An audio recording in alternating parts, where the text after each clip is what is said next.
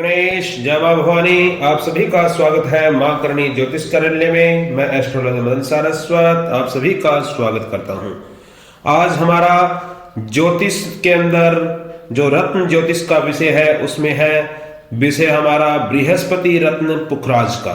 पुखराज रत्न किन किन ग्रहों का प्रतिनिधित्व रत्न है और किन किन परिस्थितियों में पुखराज रत्न को धारण करना चाहिए, असली पुखराज की पहचान क्या है और किन किन रोगों के अंदर पुखराज रत्न को धारण करना चाहिए और कितने समय तक पुखराज रत्न उपयोगी होता है, इन सभी विषयों पर हम चर्चा करेंगे। उससे पहले जिन्होंने चैनल को सब्सक्राइब नहीं कर रखा है वो चैनल को सब्सक्राइब कर लें और बेल आइकन भी दबाएं। तो चलिए हम चलते हैं पुखराज रत्न जो बृहस्पति का प्रतिनिधित्व रत्न है उसके विषय में, उसके उपरत्नों के विषय में चर्चा करते हैं। बृहस्पति के दुष्प्रभाव को नष्ट करने के लिए ही पुखराज रत्न धारण करना चाहिए और इसका जो उपरत्न है वह है टोपाज। वर्ण के अनुसार बृहस्पति का जो उपरत्न पुखराज है, रत्न पुखराज, उसके 4 वर्ण होते हैं। कनेर के पीत के पुष्प के समान रंग वाला ब्राह्मण वर्ण होता है, अमलतास के पुष्प के समान पीत रंग वाला क्षत्रिय वर्ण का होता है, सरसों के पुष्प के समान वैश्य वर्ण और जंबीर जैसा दिखाई देने वाला शूद्र वर्ण का पुखराज होता है। धारण करने योग्य जो पुखराज है वह है एकदम चमकदार, स्पर्श करने में कोमल, वजन में भारी तथा सभी दोषों से रहित होना चाहिए। सरसों के फूल के समान कांति वाला सर्वोत्तम माना गया है। अशुद्ध पुखराज चमक से रहित होता है, सफेद चमक वाला होता है, 2 रंगों की झलक देने वाला अशुद्ध पुखराज होता है, उसे धारण नहीं करना चाहिए। यदि शुद्ध पुखराज को कसौटी पर घिसा जाए तो उसकी चमक में वृद्धि होती है। शुद्ध पुखराज को सफेद कपड़े में लपेटकर सूर्य के प्रकाश में देखने से उसमें पीले रंग की झाई नजर आती है।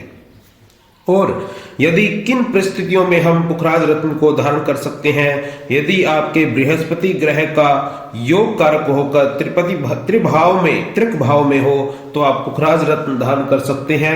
बृहस्पति अपनी नीच राशि मकर में हो तो आप पुखराज रत्न धारण कर सकते हैं। यदि बृहस्पति की युति शनि राहु के साथ या इनसे भी कोई अलग दुष्ट ग्रहों के साथ हो तो आप पुखराज रत्न धारण कर सकते हैं। जिन कन्याओं के विवाह में विलंब हो रहा हो तो आप पुखराज रत्न धारण कर सकते हैं और बृहस्पति की दशा अंतर दशा में भी पुखराज रत्न आप धारण कर सकते हैं। धनु एवं मीन लगन वाले भी पुखराज रत्न को धारण कर सकते हैं। पुखराज को धारण करने से कनपड़े, गिलफड आदि रोगों से मुक्ति मिलती है। बवासीर के लिए आप पुखराज का जो रत्न है अकीक, जिसको हकीक बोलते हैं, पीला हकीक रत्न चांदी में मंडवाकर दाहिनी तर्जनी उंगली में धारण करना चाहिए। बवासीर वालों को जो कंठ में गले का जो रोग होता है, गले के रोग के लिए आप पीला मोती धारण कर सकते हैं। अनिद्रा के लिए आप पुखराज सोने की अंगूठी में दाहिनी तर्जनी उंगली में धारण करना चाहिए। अतिसार रोग के लिए काला हकीक चांदी में दाहिनी मध्यमा उंगली में आप धारण कर सकते हैं, जिससे अतिसार का रोग शांत होता है।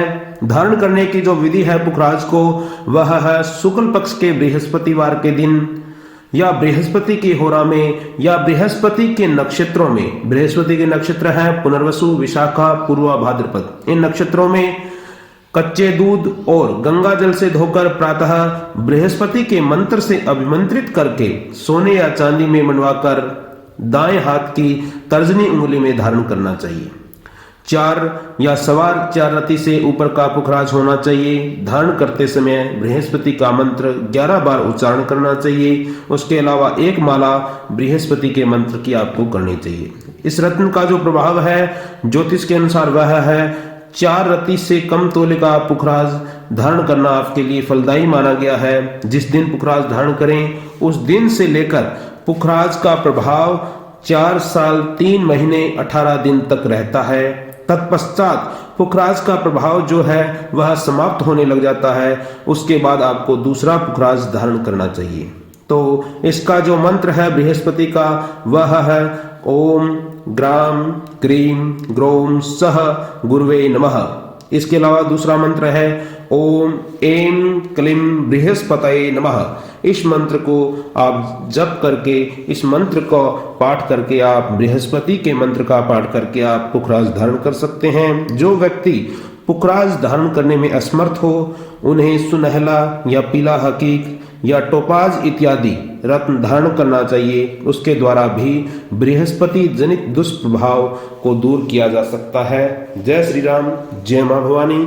यह मेरी जानकारी आपको कैसी लगी?